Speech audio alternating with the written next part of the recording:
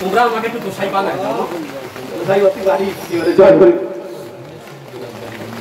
একটু দাঁড়াবে মাটাকে প্রণাম করে বা তারপরে মাইক্রোফোন থেকে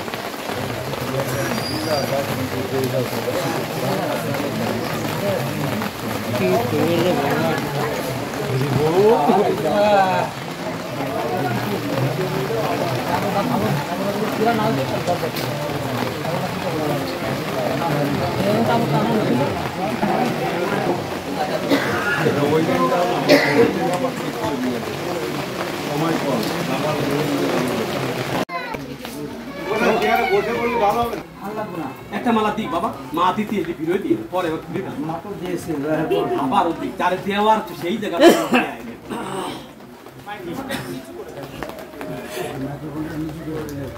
বাবা নিয়ে শান্তি হরি গুরু চাঁদ শান্তি সত্য ভাবা প্রমানন্দে হরি হরি বল মন জয় হরি বল হরি বল। লেখা জানি না পড়া জানি না ভাষা নাই জ্ঞান নাই আমার নাই কিছু।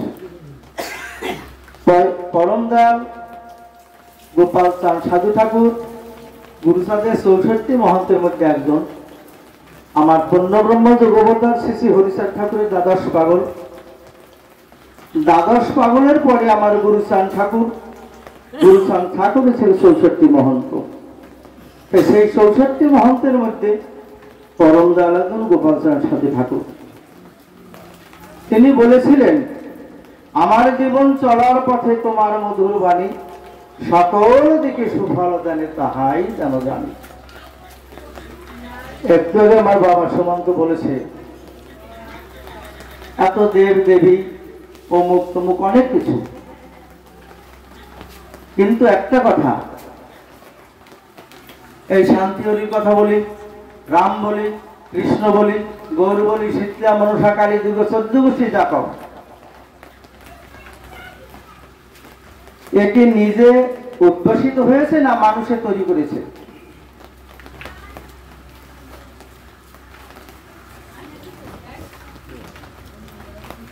কি নিজে কি বলছে আমি কালী আমি কালী আমি কৃষ্ণ বলছে? বানাইছে কে?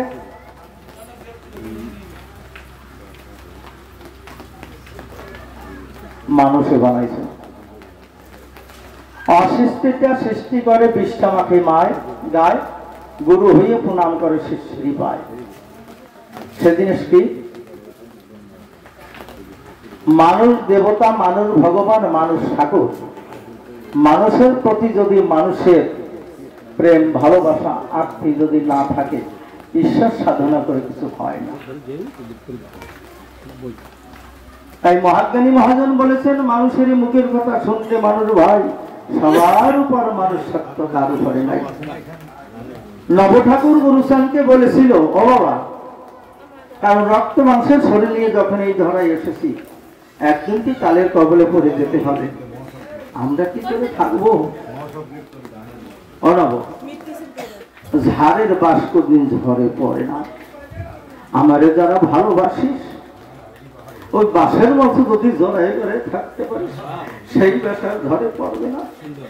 আমার শান্তি সত্য বাবা গুরুচাঁদ হরিচাঁদ এদের ভাব আশ্রয় নিয়ে আমরা যদি সকলে এক তালে মিলে থাকি, আমাদের দল গঠন হবে, আমাদের সব কিছু হবে, কোনো জায়গায় আমরা থেকে পড়বো না।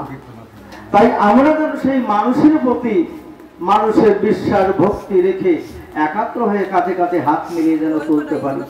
জয় হরিচাঁদ, জয় গুরুচাঁদ, আর কিছু বলবো না। জয় হরি বল, জয় হরি বল, জয়।